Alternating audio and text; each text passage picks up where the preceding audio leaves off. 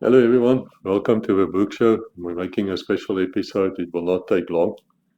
And I want to speak to you about two things, which actually I notice that people don't always understand the difference. One is fundamentalism versus radicalism, and the other one would be a code and a cipher. People talk about these things as it's the same thing, but it's really not. Now, if you should have read my books, you would know that I speak about these subjects quite a lot. Especially codes and ciphers. I actually wrote the entire book to explain one of the things I wanted to do in this book, codename Udet, was to explain to you the difference between a cipher as well as a code. It's not the same thing. And also in that book, I wanted to warn you that the West is actually penetrated by radicals. Now, a radical and a fundamentalist is not the same thing at all. But let's start with codes and ciphers. And now a code would be something like D-Day. If I say to you D-Day, you immediately think of France, the invasion of occupied France by Eisenhower and these people, 6th of June 1944. And you know that because that's what it became known as. You also will know there was Operation Neptune, I believe, which had to do with the C word, with the naval actions that day and so forth. So you know these things. You know a certain code refers to something because you know about it afterwards.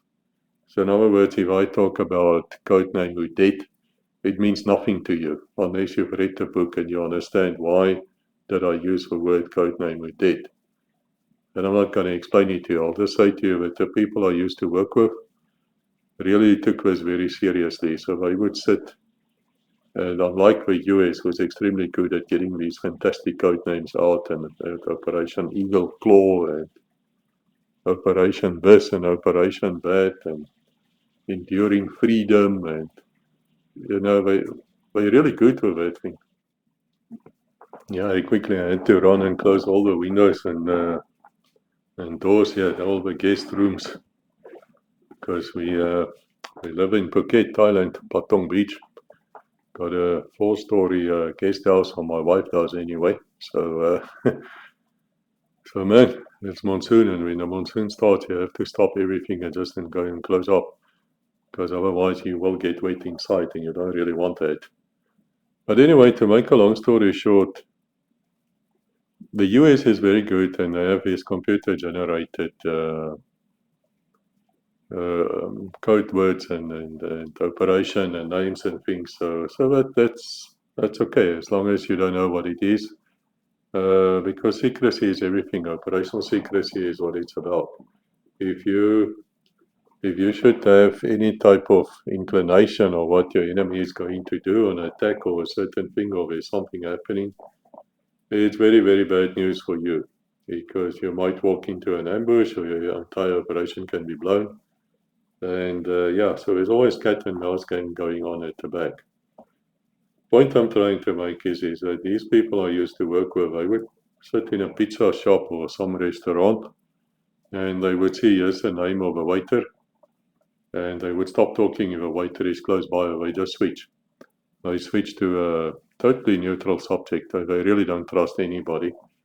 And so they would decide that this operation is going to be called, let's say, Shabalala or whatever, because that's the name of a waiter. But it might be registered as completely something else, Operation Green Grass. You know, the only way we really know who's involved with this will know when they speak about Shabalala, they actually speak about green grass. And they also would never use computers to do this. They would write with a hand. And people would say, well, oh, that's backwards. No, man. Look, let me explain something to you. A computer can be hacked, yes. And things can be downloaded from it, yes. But if you still use the old way of paper and you put a camera and sensors and all sorts of devices there on your safe, very hard to get into it. And even if you do, you're going to get to green grass, and you're not going to know what the hell, what you know what I mean. So the secrecy is quite high. But that's a code for you. The code means certain things. which you are in the know about. It was often used by the special forces as well, and even your spies during history, even in our own border wars. You would have something which you would send a message to say, you establish contact with your headquarters and you just say 1 or 2 syllables. A1, ping, that's it. And then they look at their code book and they see that A1 means we need emergency resupply. Right. You see what I mean? So this is predetermined, but you don't know about it. That's a code. Then you have a cipher. A cipher is where maths is involved in some way. In other words, you would work out something if let's say A is 1 and B is 2 and 3 is C. And if you change it a little bit, I'll just describe the Caesar code for you. Basically like that, but they change the format a little bit. But we discuss these things in Codename with Ted if you're interested, and you can go and find out. So you would know, now you get like 1, 2, 3. That's it. Okay, so then you have to think, okay, A is 1, B is 2, A, B, C, okay, means alphabet, whatever, you can work it out. There's some kind of a mathematical formula in the background, and that's your problem. That's why no cipher is unbreakable. Why not? Because it needs to be totally illogical. No computer is illogical. All computers are logical. Well, they're supposed to be. Often we make a joke in the books where there's 2 characters there now. Of course, you guys who haven't watched the books, videos, or you haven't read the books, please go and do so. There's 54 books in that series. I wrote another 14 books under my own name as well. Not all of them are available in print anymore, but these 54 under the George M. James is definitely available. You can go and look at them, and there you will find all sorts of counter-terrorism things which I suppose many people don't know about. And they're modern, but they also look into history quite a bit. So there's 2 main characters there, a spy master called Angelique Dawson, and there's you can call it a chief agent, bodyguard, later her husband, Jeffrey Foxtrot. And it's this Foxtrot fellow who's actually writing the books. Now in his old age, he's looking back on his life with Angelique. And Angelique being who she is, and she's, I was quite scared of a real Angelique. And she's also reading the manuscript, so she would put in her own comments here and there, which is quite funny actually to read, but it's for you to go and read it. As I always say to you, it's not everything in the books are fiction, but not everything, of course, is the truth, and so help me God, simply because, you have to disguise certain events, you have to disguise certain characters, you just have to. But most of the books are actually based upon training scenarios or something which did happen, or something which was planned. And probably did not happen, or might have happened since. I don't know. I've been out for many years. So anyway, at one stage she challenges Foxtrot to play chess against her. Now you have to understand that Angelique Dawson will do anything to win. All of them actually, they're all former special forces, even Angelique. But you have to read the story yourself to understand what I'm talking about. But the fact of the matter is that they don't want to lose. They dislike losing. Losing is for losers. In their eyes, they just don't lose. Angelique will do anything to win. She will flash for her husband now. She will smile at you, which is more dangerous. She will, whatever, you know what, she will use everything in the book to win. And to make a long story short, she challenges Foxtrot to playing chess against her. Of course, Foxtrot loses every game. And then one day, he decided he's not going to play actually, he's just going to sit there and move the things around without even thinking about it, no plan. So he would see a bird flying to the left, so he would take his queen and move it to the left. And by doing that, he actually beat Angelique. And for years, he couldn't figure it out. It's a line in the book, a constant joke there between them, which comes out in many of the books, because he's completely cannot understand what happened, because he needs to figure out how did he win. And he won by not playing logical. He went totally illogical. He didn't think about it. He would just move it here, move it there, and by the grace of God, he actually won a game. It's the only game he ever won. So that's how he did it. And that is the lesson which is in that, and why I wrote it into the book, even though this did happen, by the way, is that it needs to be logical. You cannot have something which is logical and then expect the cipher to be unbreakable, because the moment it forms a pattern, it will be broke. You can break that code, and how I do it is by just hammering at it. I have computers, big computers, supercomputers even. We just test it. We test it. It would take the symbols and everything and just test it and see if something comes out from it. And so that's a cipher. That's how we do it. And that's why a cipher is never really secure. In fact, nothing is secure. The moment, in fact, when you join up, they get hold of you and they train you, of course, and they show you two matches or two pins or anything. But it's like, okay, here's my old police Bible, and here's a pen. How many things do you see here? What in my hands? How many things do I have here? I will ask you this. And then you will say, no, there's two things. There's a pocket Bible and there's a pen. Now you have to understand with these people, they don't ask these things without reason. So in fact, no, there's 11. They see that 1 and 1 as 11. And then the lesson you learn is that the moment you speak to anybody about anything, 11 people will know about it. And if that guy goes out and he tells somebody else, now it goes to 22 people, and then 44. You see what I mean? So secrecy is taken so seriously that they would actually in the old days, well, probably today as well, in the US as well as the Soviet embassies, they would sit down in a secure room, which is normally a basement. It's a room within a room, almost like which is completely soundproofed.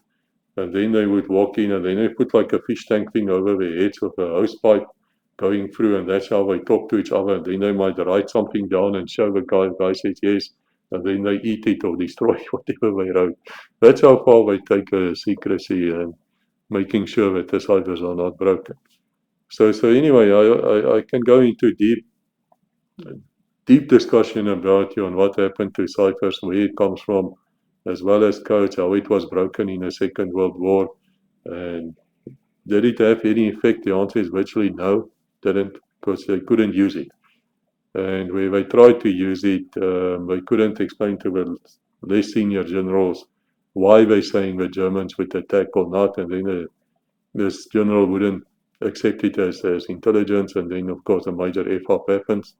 Things like this, they actually broke the codes or the ciphers by of their knowledge that they can break it. Magic, the one with the US. We also discussed that in the books with the attack on Admiral Yamamoto, where they actually knew where he was going to be because they could read the codes. Then they ambushed him, shot him down, and killed him. That's a guy who planned Pearl Harbor. Funny enough, he always said, yeah, we'll have a tactical success, but a strategic defeat, which of course he was 100% correct. He wasn't as bad a guy as the US wants to make him out.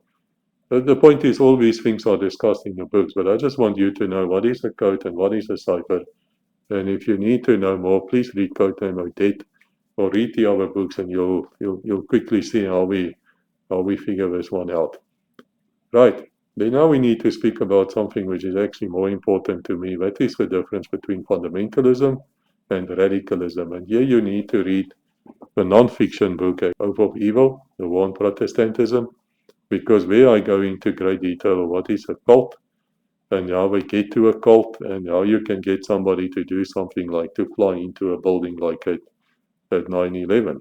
Because if you just walk up to a guy and you say to him, hey, Mohammed, I want you to go for pilot training, man. And then you take that Boeing and you fly it as a bomber into the trade towers. Yeah, it's going to say, you're flipping stupid. What's wrong with you? Are you insane? You're going to report you to the police or something. But there's a process. There's an entire process which happens, and I do discuss it in Hope of Evil as well as other books as well, where we go into great detail. In Hope of Evil, I looked at the Society of Jesus, the Jesuit order, the ones you know created by the Catholic Church, Loyola and mates, to destroy Protestantism, the Reformation, which of course they are fairly well succeeding in doing. And they are like the military spies or whatever of the papacy, of the Catholic Church. And the Catholic Church, for those of you who don't know, according to the beliefs of a Protestant and Reformer, all their leaders, when they were still willing to speak, unlike today where people are too scared to speak up, is that you had the dragon, which is Satan, and he gave its power over to the first beast, which is the Catholic Church, the system, not people as such, even though I would classify all the Jesuits anyway in that category. And then they lost their power, as the Bible predicted. And then there came a second beast who will implement the will of the first beast, which is under command of Satan, and that is the US of A. Okay, guys, I'll summarize something to you which people have been arguing about for a long, long time. Please read Oath of Evil or listen to my other conversations where I talk about it, and I will explain in much, much greater detail why I say this. Just for now, just understand, or just take my word for now. And in that book, Oath of Evil, and others as well, I look at the Jesuit order, see if it's a cult or not. Because there are certain things which you will find in a cult. And yes, they're definitely a cult. And then, of course, there's the Antichrist as well, which we see as the papacy. Now, right, what I'm saying to you now is fundamentalism. I'm a Seventh-day Adventist. So that means I'm a very, very serious Protestant follower. In other words, I'm part of a Reformation. I'm against the Catholic Church. Which does not mean I hate them. Does not mean to say I want them dead. No, I want them to actually understand their errors, which is so numerous that according to me anyway, and I'm speaking on my own behalf, I'm not speaking on behalf of the Seventh-day Adventist Church. Got nothing to do with them. This is just my beliefs, and it's their beliefs as well, but I'm not speaking of them. Here in their behalf is that the Catholic Church is actually sun god worship. Why do we say these things, man? You know what? There's a series called Total Onslaught by Professor Dr. Walter J. White. I'll leave a link for you. Please go and look at it. There's 36 episodes of 2 hours each. It's a very long Bible study. But in that series, you will find all the evidence you need. If you are Afrikaans speaking, let me switch to Afrikaans quickly. Ja, manne, daar is ook 'n reeks deur Ernie Rex, was 'n dominee gewees. Toe was hy redelik bekend geraak in versekeringsbedryf. Toe trou hy met 'n 7de dag vrou en sy sê vir hom iets soos hy's onnoosel, hy verstaan nie die Bybel nie. Wat natuurlik nou nie iets is wat jy moet sê vir 'n dominee nie, vir alle mense nie. So hy wou haar verkeerd bewys. Wel, hy het toe 'n reeks gemaak in die naam van Gee my die Bybel en die Bybel alleen. En ek sal die skakels julle los ook hier. Gaan kyk daarna. Dis heelwat korter as die een van Professor White, maar dit sê basies dieselfde. En as jy dit eers gekyk het en jy dit nagevors, dan asseblief doen dit. Moenie net ou se woord aanvaar nie, gaan kyk wat sê die Bybel. Dan gaan jy heeltemal tot ander insigte kom as wat jou pastoor vir jou op die oomblik vertel. Ja, so gaan kyk daarna, dis in Afrikaans, is in Engels ook, maar ek weet die meeste van julle kan in elk geval Engels praat, so kom ons gaan maar terug Engels toe.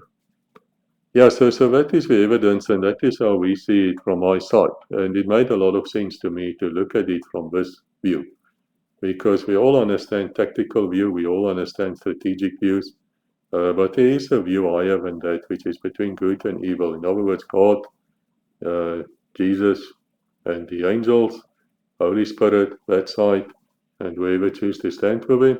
And then there's, of course, Satan, also known as Lucifer, with his fallen angels, was got kicked out of heaven, thrown out of heaven like a bolt of lightning, and they came down to earth, and they're still here. And he brought about 200 million of his angels with him, the fallen angels, there's now demons. And yeah, so if you're interested in these type of things, you have to read Oath of Evil or study the Bible, which I actually prefer, or go to these two links which are given to you, which is in the description. Total Onslaught, as well as Gee my die Bible, give me the Bible, and the Bible alone. Go and look at these things because you will then have a clear understanding on what's happening. So what I'm saying to you is a fundamentalist is somebody who will take the Bible like I did now and say to you, this is what stands in the Bible, this is how we understand the Bible says, and therefore this is this and this is that. Therefore there's Satan, yes, known as the dragon. Yes, there's the whore of Babylon. That's a church. There's the first beast. Yeah, that's the Catholic system. There's a second beast. Yeah, that would be the US of A. Bingo. That's my belief. You're not going to change me. I'm fundamentalist. All right. That's the other thing I'll tell you. Come to me and say, oh, millions of years. This and this. No. The Bible says the earth is about 6,200, perhaps 6,500 years old. Bingo. No. Not interested in your story further. I don't want to hear you. I don't believe you. I'm not going to believe you. You come to me with these tests which you do. I will just laugh at you because scientifically these tests which you are doing to the established age is just bullshit. And it's been proven bullshit by scientists. So, no, that makes me a fundamentalist. I believe the Bible. Bible says God created the earth in 6 days. And on the seventh day, the Sabbath day, what happened? Well, he rested, and so should you. Why? Because it's a bond between you and God. And then what happened? Catholic Church came and they moved this day, this holy day of God, fourth commandment, they moved it to Sunday. Why? Because it's been marked with authority. Am I saying so? No, they are saying so. I'll put the slides for you here. You can see it for yourself. So if that is the mark of authority, then perhaps if they were first beast, that is the mark of a beast, isn't it? Yeah. So you see why this is important, guys, that you do understand this difference. But that is fundamentalism for you. Does that mean I'm going to pick up a rifle and kill somebody because you disagree with me? The answer is no. I'll pray for you, but I won't kill you. What about if you see there's Muhammad, Muslim guy, walking down the street. He's wearing the traditional Muslim garbs, and he's got his 3 or 4 wives. They're walking slightly behind him in the correct order, and behind them is with 20 children. They're also coming along. Happy family, no problem with them. But they're obviously fundamentalists. They believe, as I believe in the Bible, they believe in the Quran. Whether they're right or wrong is not open for discussion here. This is not the point. The fact is, Muhammad is not a danger to you. He's a fundamentalist. He's only going to attack you if you attack him, because the Quran actually says, if you are attacked, you can attack back. That is actually what started the entire Bin Laden movement with Al-Qaeda. If you read his letter, which was, of course, banned in the US and then came out a little bit later, I think last year on TikTok, and they tried to ban it again. Also, there was this Air Force lieutenant from the Saudi Air Force who started killing people at a naval base in Pensacola, I believe, in the US about 5 years ago, and he left a letter behind as well, and he was explaining his actions. It comes down to the fact that the Muslim belief, and read Code Name Wednesday 7, where we really go deep into these type of things. Where they say they attack, they have a right to defend themselves. Of course, I mean, it's logical, isn't it? It should be like that. But that doesn't make him to go further to start killing. So something else must have happened. Something must have happened to make him become a radical. Now, a radical is something else. A radical is a tiny minority. These are the guys who probably started off as fundamentalists, and then through the years they got to the conclusion that they have to take the fight to the enemy. Why do they get to that? Well, there's many reasons, but it mostly comes down to being attacked. It comes down to the guys walking down the street in his fields or whatever he's doing, and the next moment the US drone strikes, which 96.5% of the time hits the wrong people. Yeah, or they go on some kind of a special forces raid and they kill dozens and dozens of innocents. Because why? Because the US is useless. The army is useless. Their special forces, especially low standards. I think nothing of them. Really little of them. Read American Military Might Debunked, or read my books, and you will get a wake-up call of no. But of course, you will be angry with me, which is fine. But still, I have to warn you. You're not good. You're really bad. Your weapons are not good. We saw that in Ukraine now. They get shot out like you can't believe. and they do not do what is advertised. And what is even worse is you're not good at this. Really, you're not, and you're not the superpower anymore. We also have a video on US exceptionalism. You don't really want to see that video because you're gonna get extremely angry. But that's the truth. Nonetheless, you're not exceptional at all. You're just human beings. You used to be people we used to look up to. We don't anymore. We really don't. We've seen right through you. It's like the emperor has no clothes. But your intelligence people, I actually have videos of him standing here talking about fundamentalism. And you're so flippant stupid, you don't even know what's the difference between fundamentalism and radicalism. Radicalism means that something must have happened. Somebody has gone to Muhammad and said, Muhammad, we've been friends for many years, and I know you're a believer, and you know that Allah will reward you, and we need you to take this Boeing and fly it into the World Trade Center because you know the great Satan, that's the US. It's actually not a great Satan, it's the second beast of the Bible, but whatever. Then we need to hurt them because they're hurting our people and blah, blah, blah, blah, blah. Something must have happened. So in Oath of Evil as well as other books, I do go into detail how this recruitment process will work and what will change in this guy's head. Now you see this. Suddenly you will see people actually go on a pilgrimage to countries where you shouldn't be going to. In other words, let's say he's a serving US Army member, then suddenly he takes leave and he goes to Yemen or whatever, and he stays there for 6 weeks or a month or two, and he gets thoroughly indoctrinated, trained in the use of explosives, homemade, he becomes a terrorist.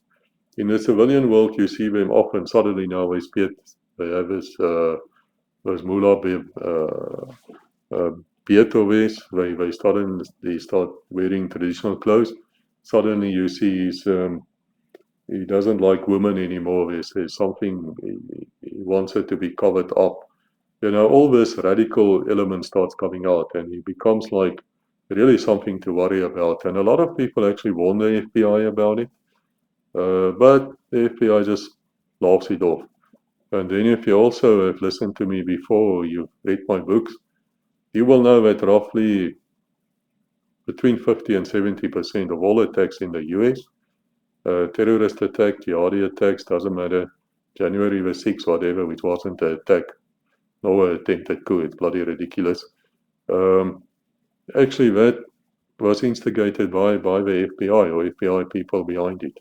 So what they do is they run these sting operations, and then they get the dumbest of dumb and they work them up, and they got their people there, and they say, we need to go and do that, or we're going to shoot down Bush's aircraft, and I will give you some money. You buy the SAM missiles, the man-pad, blah blah blah. These things actually happen. I'm talking about real events now. You can read it in my books. And then the FBI, just when a guy gets the missile, which is not going to work anyway, then they arrest him, and then they go on TV. Look at us, we the FBI.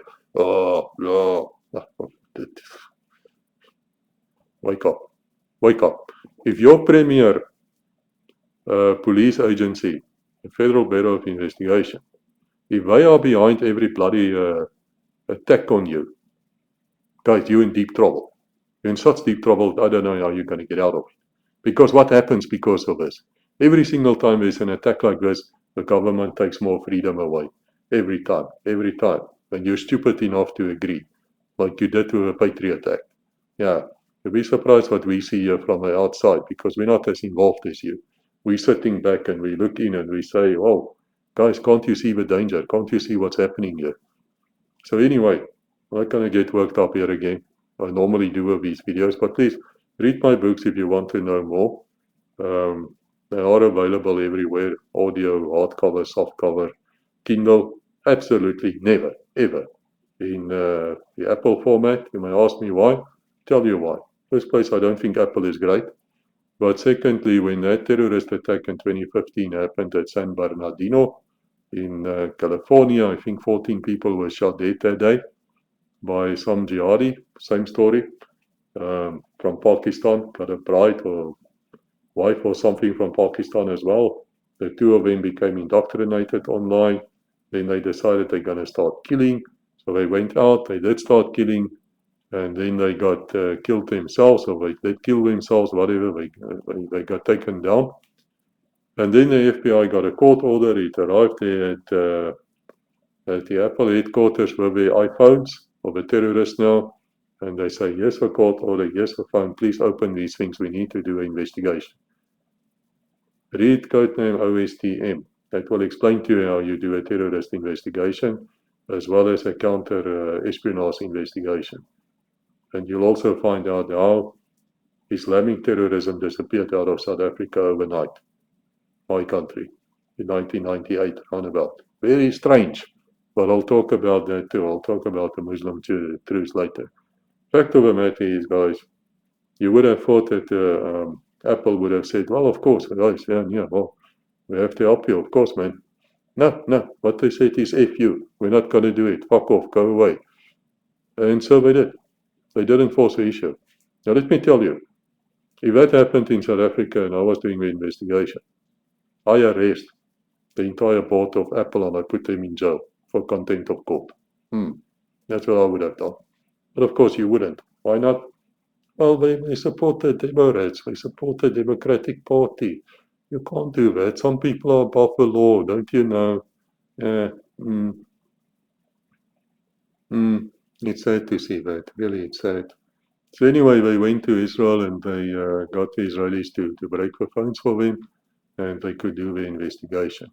Those were also the days, of course, when the Obama presidency was talking about what? Workplace violence. Yes. It's not a terrorist attack. It is workplace violence. Okay. You know who else did that? United Nations. They took cult organization was good for nothing. You know what they did?